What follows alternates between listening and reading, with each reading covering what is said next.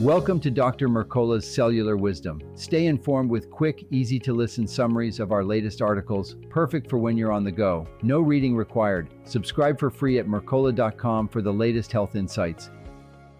Have you ever asked yourself why juggling just two chronic illnesses can weigh on your emotions more than any physical symptom?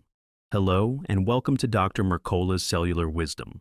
I'm Ethan Foster, and today you'll discover how overlapping diseases can nearly double your risk of depression and the precise research-backed actions you can take right now to protect your mood and long-term health.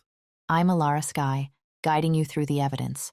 A 10-year study from the University of Edinburgh followed more than 142,000 adults, none previously diagnosed with depression, yet each living with at least one chronic illness. The findings were clear. When you carry multiple conditions, your odds of developing depression almost doubled compared with peers who manage fewer or milder diseases. Those statistics are striking, Alara, but let's unpack the why.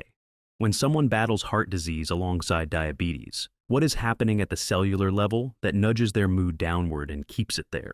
You're forcing every mitochondrion in your body to fight on several fronts at once. As energy production plummets, neurotransmitters like serotonin and dopamine lose the fuel they need to keep you calm, focused, and motivated. That biochemical shortfall, paired with constant inflammation, sets the stage for persistent sadness, brain fog, and the sense that everything demands more effort than you can spare. Cardiometabolic pairing stood out as the most dangerous in the study. If you live with both diabetes and heart disease, your depression risk skyrockets. That combination taxes blood sugar control, circulation, and hormone signaling simultaneously, creating an internal stress environment that relentlessly chips away at your emotional resilience. The pattern extends beyond the heart. Chronic lung problems like asthma or COPD, liver disease, and bowel conditions each raise your likelihood of future depression. These illnesses disrupt oxygen delivery, detoxification, and nutrient absorption, leaving your brain chronically short of what it needs to maintain stable mood chemistry. Interestingly, the highest risk group didn't share one signature diagnosis. Instead, they carried a patchwork of overlapping disorders. In that cluster, 1 in 12 people developed depression within a decade, compared with just 1 in 25 among participants with fewer conditions. The sheer cumulative burden appears to push mental health over the edge. There's also a gender gap you shouldn't overlook. Women living with joint or bone disorders such as arthritis faced a sharper rise in depression risk than men with the same ailments. The reasons remain under investigation, yet the takeaway is urgent. If you're a woman with persistent joint pain, treat emerging mood changes as a critical signal, not a side note. Depression doesn't merely tag along after disease, it accelerates it. Research shows that untreated depression speeds illness progression, weakens immunity, and makes hospitalizations more likely. People with severe depressive symptoms are 5 times more prone to be admitted for complications, ranging from infections to cardiovascular crises. The biological link is two-way. Chronic illness sparks stress hormones that remodel brain circuits, while low mood saps the motivation you need to exercise, prepare nourishing meals, or attend medical appointments. Add prescriptions that unsettle neurotransmitters, and the cycle tightens until every system, from digestion to immunity, operates under a cloud of biochemical fatigue. That's why integrated care is essential. As Professor Bruce Guthrie, a study author, put it, health systems must anticipate and manage depression whenever multiple chronic diseases are on the chart.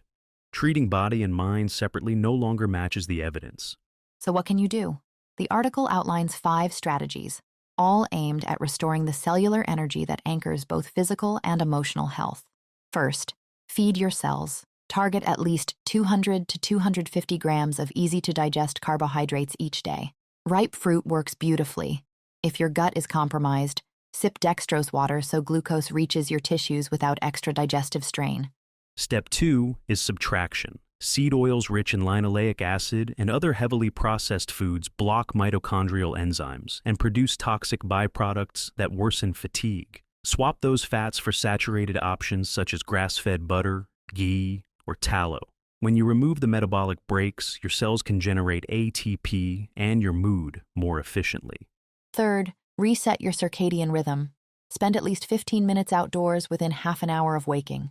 That morning light anchors your body clock, steadies cortisol, and cues a daytime production of feel-good neurotransmitters.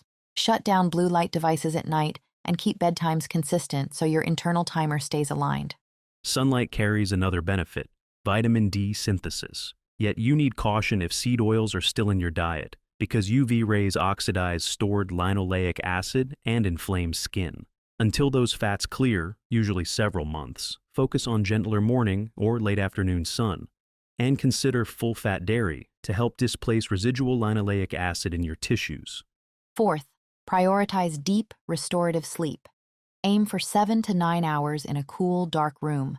Darkness boosts melatonin, which calms inflammation and supports insulin sensitivity.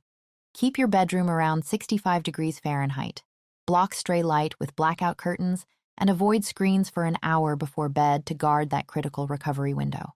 The fifth strategy is daily stress reduction. Practices like slow diaphragmatic breathing, brief meditation sessions, time in nature, or emotional freedom techniques reset your nervous system from fight or flight to rest and repair. When you lower baseline stress, you blunt cortisol spikes that otherwise sabotage immune strength and mood stability. Alongside these actions, monitor yourself. If you notice persistent low energy, loss of interest, or rumination, treat them as early warnings. Prompt attention. Whether through conversation with a trusted practitioner or adjusting your daily routine, can disrupt the spiral before it accelerates disease progression. Together, these steps form a cohesive framework. Replenish energy, remove metabolic obstacles, sync your clock, secure sleep, and soothe stress. Each pillar reinforces the others, giving you a practical way to break the feedback loop between chronic illness and depression. Here's your 7-day challenge. Choose one pillar, be it 15 minutes of sunrise light, replacing seed oils with grass-fed butter, or committing to a fixed bedtime, and practice it every day this week. Track how your mood and physical stamina respond. Small wins build momentum toward comprehensive change. Thank you for watching Dr. Mercola's Cellular Wisdom. We'll see you on the next episode. Thanks for watching. Subscribe now and click the notification bell so you never miss an update. See you in the next video.